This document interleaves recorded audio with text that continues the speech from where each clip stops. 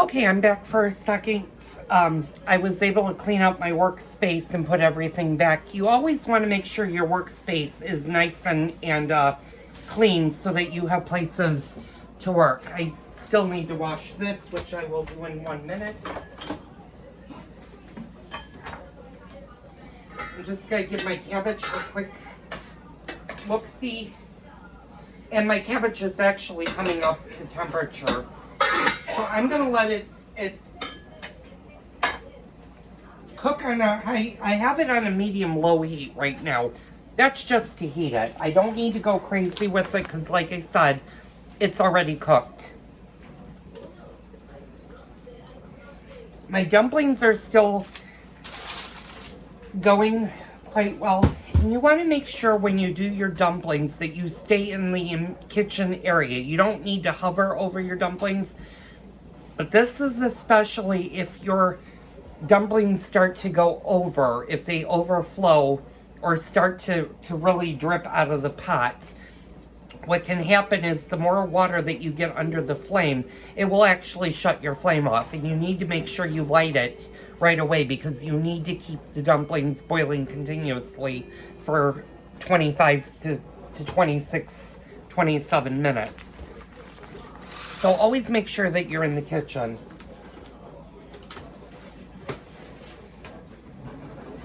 At this point of the cook, since you've got pretty much everything going, the last thing you're going to want to do is start to get your gravy ready.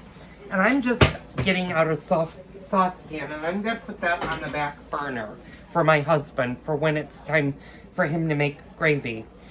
Normally, I would tell you to let your pork roast rest for a little bit, but in this case, you don't need to because you're not trying to get the pork loin roast to absorb juices. You're going to serve it. We're going to serve it right away. But if you need more time, cover your roast and just let it rest for about 15 to 20 minutes before you slice it. And speaking of slicing it, we're going to be using the electric knife tonight to do that. And I'm going to show you that in about 15 minutes. So I'm going to stop the timer stop the video when the timer beeps in 10 minutes. I will show you the next step of the dumplings.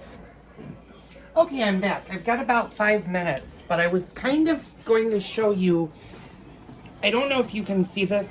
I'm trying to angle you guys. Hopefully you can see this. I have quite a bit of water that has unfortunately built up on my stove. That's normal.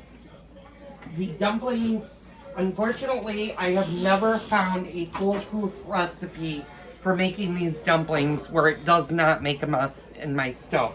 So what I do is, you just want to kind of be careful and stay away from the flame. But as it boils out, I'm just using a paper towel and soaking it. It's still going to make a mess. And as soon as the dumplings are done, I'll be able to actually clean the stove up. You'll go through a ton of paper towels, but trust me, it'll be better to do it slowly as it comes over the rest of your stove than waiting until the last minute and making a huge mess, because it will make a huge mess that will take you quite a while to clean. And this is actually not as bad as some of the cooks that I've done. I've had my entire stovetop flood because of this. Whatever you do, do not lift the lid to see if you have water in there. You have plenty of water for your dumplings. Just let them go for 25 minutes. You also don't want to vent them, so don't leave your lid popped up. The lid needs to be completely shut for the dumplings to cook. So I will be back in 3 minutes to show you the next phase. Okay, I'm back. I'm going to push you guys a little bit closer. There's 1 minute and 39 seconds left of the dumplings. Now is when you want to start getting stuff ready. Having one of these is great because I can scoop one dumpling, let it drain, and then over the pot, I'll put it into here and I'll cut them and then I'll dump them on my cookie sheet. If you do not have one of these, make sure to fully drain your dumplings, put them on a cutting board and cut them immediately. You want to allow the steam to escape the dumplings, and I will show you that in 1 minute of what I mean. They're going to come out really steamy hot.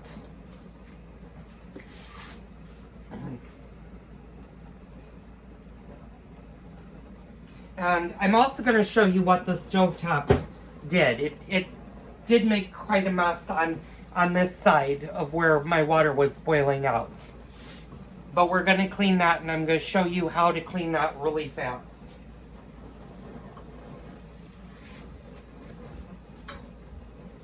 I did turn down my cabbage because my cabbage was boiling and it does not need to cook any longer, so it is actually hot and ready to go right now.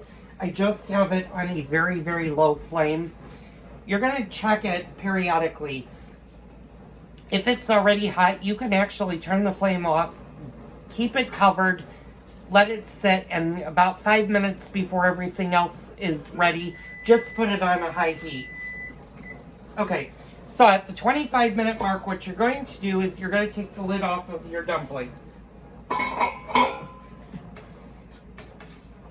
And you're going to take one ball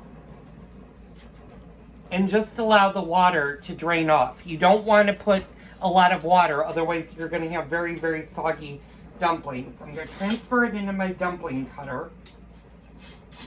And it's not going to be a perfect circular ball. Well, what you're going to want to do, and I'm going to have to slide you guys back. Actually, I'm going to have to put you guys probably down because I can't hold this and slice. But what you're going to do is you're just going to cut them. And like I said, I've been doing this for so long, and I'm blessed that I have a dumpling cutter that actually does this for me. But these are going to be really, really hot. But you will see that is the size of the dumpling that you want. I'm going to do that for the rest of the balls of dumpling.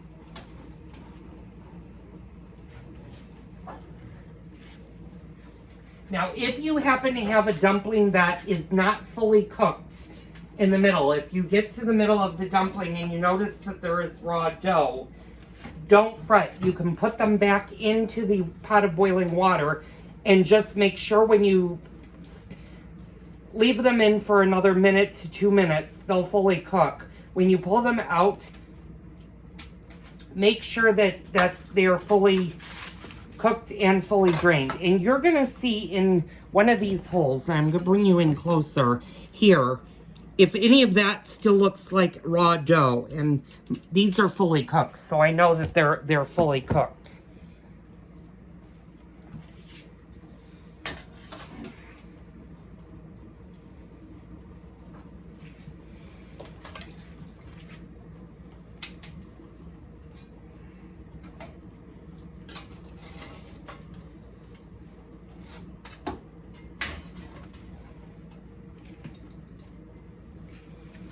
And you're just gonna, like I said, you're just gonna make slices. And I'm actually going to show you what to do if you don't have a dumpling cutter.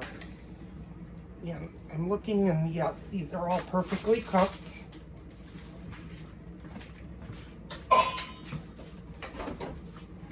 I'm gonna put these off to the side. Now, if you don't have a dumpling cutter,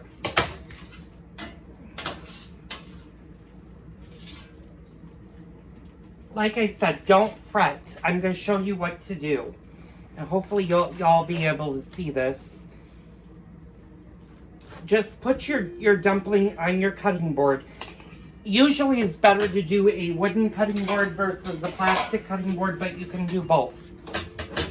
What you're going to do with a bread knife is you're just going to slice about 1/4 inch slices. And they should cut fairly easy. These might be a little bit bigger than if I was doing them in my dumpling cutter.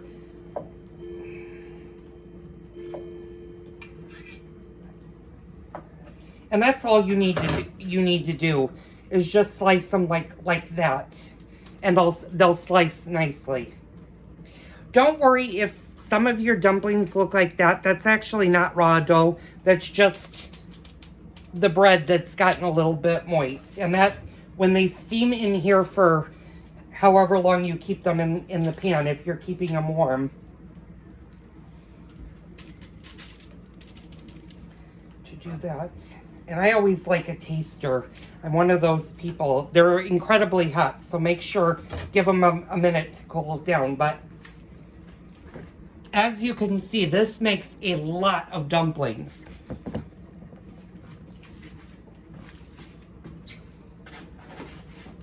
What you want to do is, if you're going to serve them the same day, is get your aluminum foil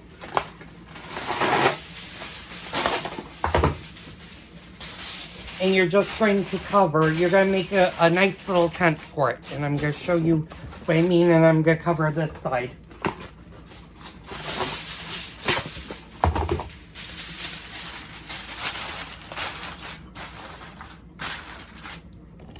So now your dumplings are in a little tent. They will keep warm for quite a while because they're actually still steaming, and the aluminum foil will keep them hot.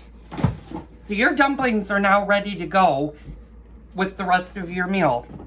If you have any questions, like I said, making dumplings the first time can be stressful. It took me about 4 tries before I got my dumplings almost perfect. I still, every now and then, will have a tougher dumpling where I've added too much flour or I've overbeat the mixture. Don't fret, that happens to anyone, and it still happens to me once in a while. Although I've been doing this, like I said, for the better part of almost 30 years. Well, 35 years, because I started making dumplings when I was about 15 years old. So don't worry if your dumplings haven't come out perfectly the first try. Just keep trying to do them, and eventually you'll have great dumplings.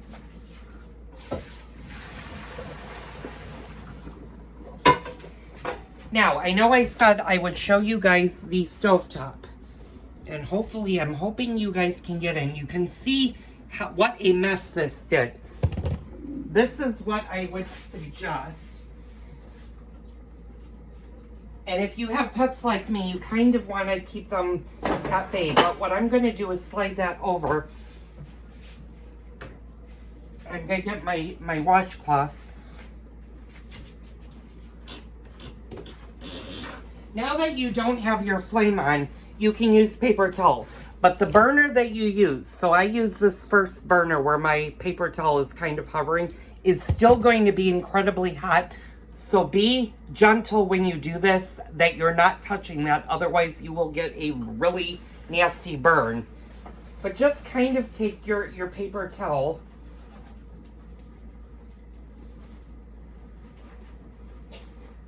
Gently. And use a wet rag. Don't try to do this with a dry rag. Just go around. You might not be able to get all of this stuff off till the next day or until your stovetop cools down. And always use the pot holder, because the part of the stove that your pot was on is also going to be incredibly hot, so that you're not picking it up with your bare hands, because you will get really severely burnt.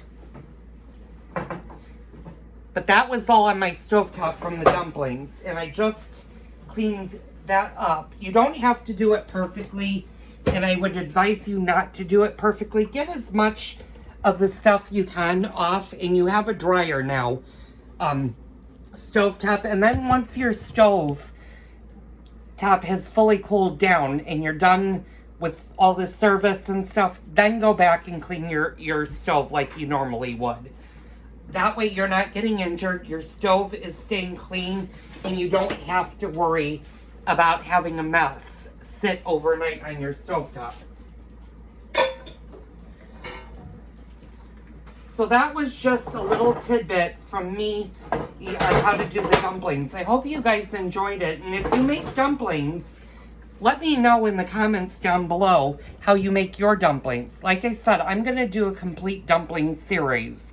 This was the traditional bread dumplings that my great-grandmother, my grandmother, and my mother made when they were alive. And now I make.